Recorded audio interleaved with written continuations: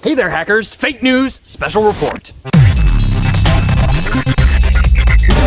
The big news in the tech world today is that, well, not really in the tech world, it's not really even big news. In the alt-tech world, it's kind of news, and that is that LBRY has been banned from the Google Play Store. Now, why did LBRY get banned?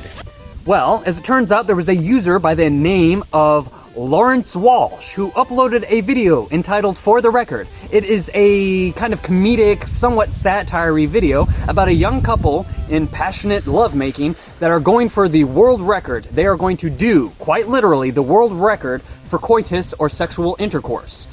Now, this video is not too long. It's about 9 minutes in length.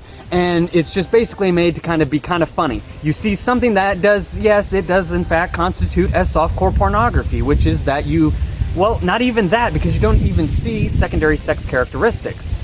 But nevertheless, you do see them with their pants off and their groins together, so that could count as it.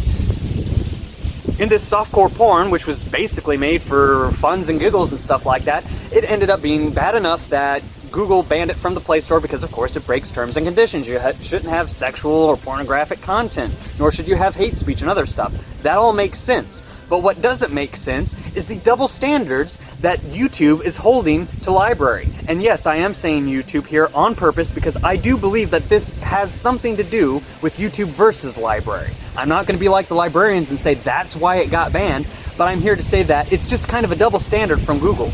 We have, on one side, yes, there is porn. You type it up, you look it up. You don't want it to look up if you have mature content enabled. It will pop up after a Jesus or a Terry Davis video, and that really sucks.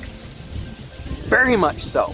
But then you go on to YouTube here, and let's say that you just lie about your age, which is so easy to do with a Google account. Lie about your gender, lie about everything on there. You can be able to watch pornographic content and videos. They have videos detailing many things from, sex news to masturbation, to softcore porn films, and even other films. The closest film on YouTube that matches the one that got LBRY banned, at least that I could find right off the top of my head, is a video by Falling Tower entitled Sex Tourette's, or it's basically a video about Tourette's syndrome.